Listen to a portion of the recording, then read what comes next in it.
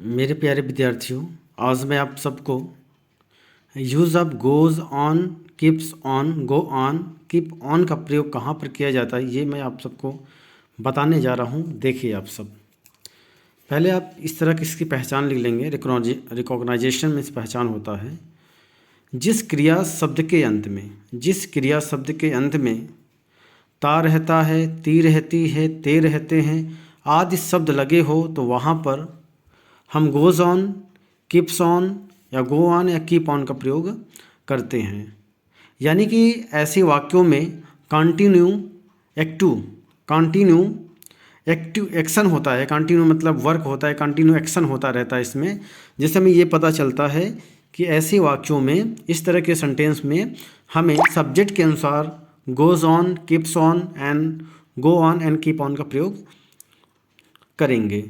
आइए देखिए, का प्रयोग सब्जेक्ट के अनुसार करते हैं। यानी कि गोज़ ऑन और कीप्स ऑन का प्रयोग या गो ऑन या कीप ऑन का प्रयोग हम सब्जेक्ट के अनुसार करते हैं। मान लीजिए आपका सब्जेक्ट अगर एक वचन है और आपके सब्जेक्ट में ता रहता है, ती रहती है, आपके सेंटेंस में ता रहता है, ती रहती है, ते रहते हैं, इस तरह के अगर वाक्य आते हैं और क्रिया के शब्द में ये लगा हो, ता रहता है, ती रहती हैं, ते रहते हैं आदि शब्द ऐसे लगे हों, तो आप उसे सब्जेक्ट के अनुसार का प्रयोग सब्जेक्ट के अनुसार करते हैं। यानी कि मान लीजिए subject he, she, it, one am, यानी ये जो हमारा सब्जेक्ट है एक वचन होता है, तो इसके साथ हम गो ऑन, गोज़ ऑन का प्रयोग करेंगे या तो हम कीप्स ऑन का प्रयोग करेंगे। दोनों में से आप कोई भी कर सकते हैं। जैसे हम सेंटेंस ले लें, वह पढ़ता रहता है, ही गोज़ ऑन रीडिंग, या तो कह सकते हैं he keeps on reading. Subject अगर एक वचन है तो उसमें हम गोज़ ऑन और कीप्स ऑन दोनों में से कोई भी प्रयोग कर सकते हैं।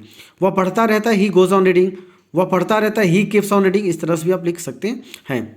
वह अंग्रेजी बोलता रहता है, ही गोज़ ऑन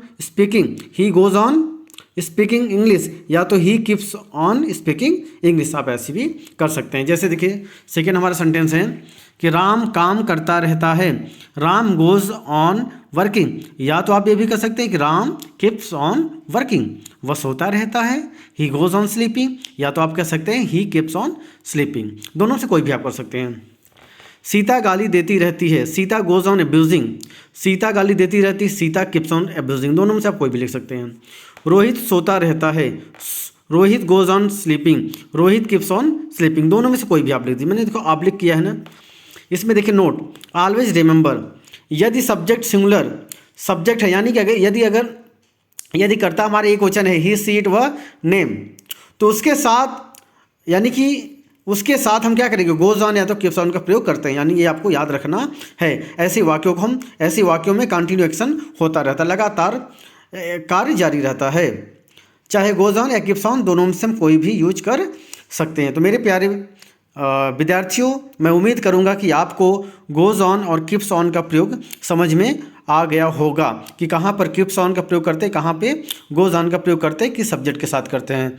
राइट, आपको मैं उम्मीद करता हूँ आपको समझ में आ गया होगा। चलिए नेक्स्ट समझते हैं, रूल नंबर सेकेंड। अब वहाँ पे हम लोग ये समझें पहले रूल में कि यदि सब्जेक्ट एक वचन है तो उसके साथ हमें क्या लगाना है, गोज़ ऑन और कीप्स ऑन। यदि सब्जेक्ट प्लूरल यानी कि बहुवचन है, आई, वी, यू, दे और नेम्स हो, तो उसके साथ हम गो ऑन और कीप ऑन का प्रयोग करते हैं। यानी कि गोज़ में यस नहीं लगेगा, कीप्स में यस नहीं लगेगा। यानी कि अगर बहुवचन सब्जेक्ट है, यदि हमारा कोई सेंटेंस बहुवचन सब्जेक्ट के साथ स्टार्ट होता है, उसके साथ हम गो ऑन और कीप ऑन का प्रयोग करते हैं, प्लस क्रिया में आईएनजी लगा देते हैं। जैसे तुम हमेशा रोते रहते हो, यहाँ पे देखिए, तुम you go on crying, you keep on crying, हम दौड़ते रहते हैं, we go on running, we keep on running. तुम पढ़ते रहते हो, you go on reading, you keep on reading, दोनों में से कोई भी आप लगा सकते हैं। वे खेलते रहते हैं, they go on playing, they keep on playing, मैं उसे देखता रहता हूँ, I go on sing, I keep on सिंग।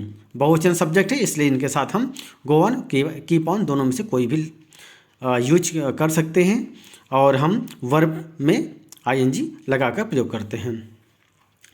आगे देखिए, ऑलवेज रिमेंबर, यदि कर्ता के रूप में आई, वी, यू, दे और नेम्स आई हो, तो इसके साथ आप चाहे तो गो ऑन या कीप ऑन का प्रयोग कर सकते हैं, या आपको याद करने की ज़रूरत है। मैं दौड़ता रहता हूँ, जैसे I go on running, I keep on running.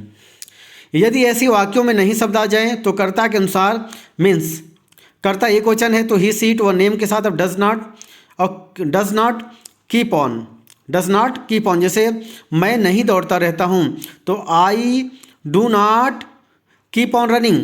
अगर वह नहीं दौड़ता रहता है तो he does not keep on running, ऐसे करेंगे। वही बहुवचन है तो डू नॉट का प्रयोग करके बाकी कीप ऑन का प्रयोग कर देंगे, गो ऑन का प्रयोग हम कर देंगे। तो मैं उम्मीद करता हूँ कि आपको ये समझ में आ गया। Thank you so much for getting that and watching this video.